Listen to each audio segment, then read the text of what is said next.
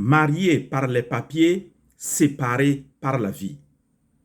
La réalité de certains couples immigrants africains. Est-ce que tu connais un couple africain dans la diaspora qui vit sous le même toit, mais plus du tout dans le même cœur? Certains se sont mariés pour les papiers, d'autres ont été mariés et par leur famille, et aujourd'hui, ils survivent à deux, vraiment séparés et l'amour étant totalement absent. Nous allons parler de cette réalité aujourd'hui dans cette vidéo. Et dans cette vidéo, c'est trois réalités douloureuses, mais peu nommées, peu abordées, dont je vais te parler.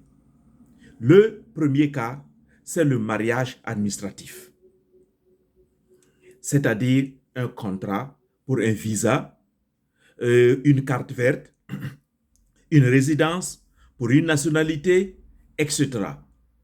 Le deuxième cas, c'est celui du mariage forcé ou arrangé. Vous allez comprendre pourquoi je l'appelle forcé. Le troisième cas, c'est le choc des cultures. Venons-en au premier cas. Mais avant de continuer, cher ami de l'école de la famille Efata, je t'invite dans cette vidéo-là à t'abonner si tu es nouveau et à liker et à déposer surtout tes commentaires, car je prends le temps de vous lire et de lire chacun de vos commentaires avant de vous répondre. Zéro wawawa et zéro divorce au sein des couples en cette année 2025. Quelle est cette première réalité? C'est le mariage administratif. Dans certaines situations, l'immigration va devenir une stratégie pour beaucoup de gens. On va épouser une personne pour obtenir un visa et la carte verte, c'est-à-dire la green card aux États-Unis, ou un statut quelconque, une résidence, une nationalité ou autre chose. Et dans les apparences, tout se tient bon. Mais derrière la porte du mariage, c'est le froid total du cimetière. Il n'y a pas d'amour, il n'y a pas d'intimité, il n'y a pas de vrai projet de vie. Et souvent, une fois que les papiers sont obtenus, celui qui poursuivait cet objectif-là, il disparaît physiquement ou émotionnellement. Et celui qui était là réellement pour le vrai amour là, espérant une vraie relation, il se retrouve trahi, abandonné et utilisé pour des papiers ou pour autre chose différent d'un engagement du cœur. C'est une douleur profonde, une plaie qui gangrène la communauté africaine dans la diaspora. Chers amis de l'école de la famille Efata, écoute-moi bien. Il y a bel et bien des exemples. Ce que je te dis, ça n'a pas été inventé. Il y a bel et bien des exemples. Je te donne cet exemple-là. Une femme qui a découvert que son mari la trompait dès qu'il a eu sa régularisation. Ce mari n'a même pas eu honte, il lui a dit, c'est toi qui voulais te marier vite.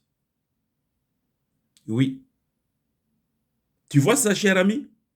Des hommes qui se marient à des femmes localement uniquement pour obtenir ce genre de statut, puis coupent tout lien après la régularisation. Est-ce que ce que je te dis, tu ne vois pas cela autour de toi? Ce que je suis en train de dire ici, et je nomme des faits, des situations douloureuses. Je ne te dis pas d'abord les pourquoi.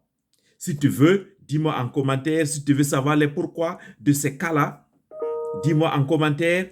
Et puis, dans une prochaine vidéo, je traiterai les raisons qui amènent les uns et les autres à rentrer dans ce type de mariage administratif. Il en est de même pour les deux autres cas, deux autres types de mariage. Alors, le deuxième type de mariage, ce sont les mariages imposés ou arrangés. Qu'est-ce que cela veut dire? Des mariages arrangés dès le pays d'origine ou des mariages que l'on fait en terre d'accueil pour sauver l'honneur, l'image ou les traditions. Ça, j'appelle ça mariage imposé ou arrangé. Dans nos communautés africaines, nous savons bien que le mariage est un sujet culturel qui est fort et une affaire de famille. Alors, certains parents vont arranger des mariages à distance. J'ai même vu le monsieur vit en Europe et on épouse la mariée en Afrique sous le régime musulman et on dit, ben, c'est ta femme qui est là, c'est le fourri qui est fait. D'autres imposent l'idée que tu dois épouser quelqu'un du même pays que toi. Ça, ce sont les parents qui sont restés en Afrique qui imposent tout cela. Même si tu vis à l'étranger, tu dois épouser quelqu'un du même pays que toi. Et ce n'est pas seulement le pays que l'on voit, mais même de la même ethnie ou de la même région. Alors, le résultat, c'est quoi de tout cela? Deux inconnus qui se retrouvent à vivre ensemble en Europe, en France, en Belgique, en Allemagne, au Portugal, au Norvège, aux États-Unis, au Canada. Deux inconnus, sans amour, sans dialogue, juste pour sauver les apparences. Et au fond de tout cela, chacun souffre en silence. Il faut qu'on en parle. Ce sont des réalités qui sont là. Et voilà pourquoi les couples ne tiennent pas. Ce que je dis encore, ce ne sont pas des faits imaginaires ou imaginés. Imaginez-vous ce monsieur, écoutez bien le témoignage de ce monsieur. Il dit que et sa femme lui a été envoyée par la famille. Lui, il est en Europe. Et cette jeune fille arrivée dans son appartement, elle pleurait chaque nuit. Elle ne voulait pas de ce mariage. Elle voulait juste étudier. Parce qu'elle voulait étudier, ses parents l'ont forcée à épouser un monsieur qu'elle ne connaissait pas et qu'elle n'a jamais vu. Elle arrive, mais elle n'était même pas prête pour le mariage en ce moment. Des femmes africaines sont ainsi envoyées rejoindre un mari qu'elles n'ont jamais choisi du tout. Vivant dans un isolement émotionnel total ou même un isolement physique. Et elles vont subir des violences, violences physiques, violences morales, violences spirituelles, violences psychologiques, violences financières, violences émotionnelles et sexuelles. C'est bien dommage, les amis. Ce sont des cas qui existent bel et bien. Mariage arrangé ou forcé. Que pensez-vous de ce type de mariage-là? Dites-moi en commentaire ce que vous en pensez. La troisième réalité des couples immigrants africains, donc vivant dans la diaspora, à l'étranger, partout dans le monde entier, il y a le choc culturel dans les couples mixtes. Ici, je vais aborder le cas concret des couples mixtes. Même quand le mariage n'est pas forcé, il y a toujours des défis. Surtout, par exemple, dans les couples mixtes ou interethniques. Les couples mixtes, je considère d'abord les couples de différentes races. Vous n'avez pas la même peau de couleur. Ou c'est mariage et couples intercontinentaux. C'est-à-dire, l'un des conjoints est de l'Afrique et l'autre de l'Europe ou des États-Unis. Parce que aux États-Unis, par exemple, vous pouvez avoir la même couleur de peau, noir américain ou noire américaine, mais toi, l'autre moitié est de l'Afrique. Mais c'est ce que j'appelle toujours des couples mixtes. Et dans couple mixte aussi, on peut voir même la différence de religion. L'un chrétien, catholique, l'autre musulman ou vice-versa. Alors, qu'est-ce qui se passe? Les valeurs sont différentes. l'éducation des enfants devient problématique parce que sur quelle base va-t-on éduquer les enfants et les rôles dans le foyer? Comment cela est défini?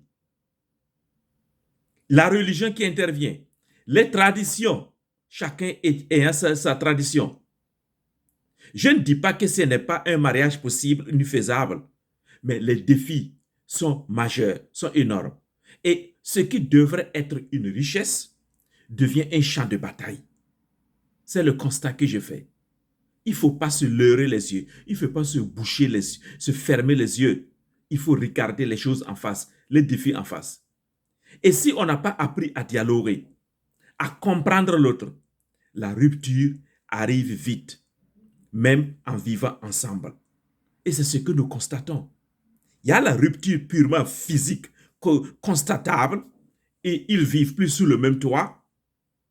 Ils vont demander le divorce à la justice, divorce légal. Mais le pire encore, c'est qu'il y a la rupture même étant sous le même toit. Ils sont sous le même toit, mais ils ne se parlent plus. Ils ne font rien de commun encore. Chacun vit dans sa chambre. Et ils sont là juste pour sauver une image donnée. Mais chacun mène sa vie. Chacun sort chercher son argent comme il veut, comme il peut. Et chacun a sa petite copine ou son petit copain quelque part. Mais on est là, quand même sous le même toit, ou peut-être à cause des enfants, on est là. Ce sont des cas qui existent, les amis. Et j'ai vu l'exemple de cette femme ivoirienne qui disait ceci: je l'ai épousé parce qu'il était gentil, mais je ne comprends rien à sa culture.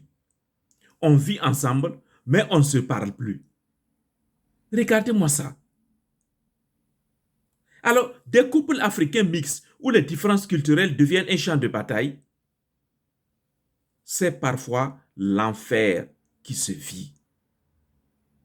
Alors, chers amis de l'école de la famille Efata, écoutez-moi bien. Quand le contrat prend le dessus sur l'alliance, le mariage ou la relation amoureuse devient problématique. Ces histoires que je vous donne là ne sont pas des cas isolés. Elles révèlent réellement une crise profonde. Pour certains, le mariage est devenu un contrat social ou administratif au lieu d'une alliance de cœur, de l'âme et de la vision partagée. Alors, pour terminer, posez-vous cette question, vous qui m'écoutez, est-ce que je suis avec cette personne-là par peur, par intérêt, par obligation ou parce que je choisis encore de l'aimer? Faites cette introspection-là, personnelle. Je reprends cette question-là. Posez-vous cette question. Est-ce que je vis avec mon conjoint ou ma conjointe par peur, par intérêt, par obligation ou parce que je continue de choisir de l'aimer? Retenez bien ceci, le mariage, ce n'est pas une stratégie, c'est une alliance. Et si la base est bancale, toute la maison devient bancale. Le mariage devrait être une alliance sérieuse et sereine. Ce n'est pas une prison culturelle. Alors, si tu vis dans cette situation-là, sache que ce n'est pas une fatalité. Il y a des solutions. C'est pourquoi j'ai publié le livre-là, Renforcer votre relation, 30 défis et exercices pour un couple épanoui. Alors, je mettrai le lien dans la barre de description et dans les commentaires. Et tu peux le commenter sur Amazon, tranquillement.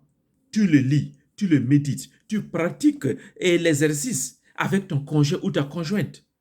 Si tu tiens vraiment à continuer à vivre, à choisir d'aimer cette personne, à travers ces exercices-là et ces défis de 30 jours, tu peux rallumer la flamme. C'est une question de choix. C'est une question de décision. C'est une question de vie. Et je te lance ce défi-là. Choisis pour la vie. Choisis la vie, choisis l'épanouissement dans ton mariage, choisis la vie heureuse, la joie dans ton foyer.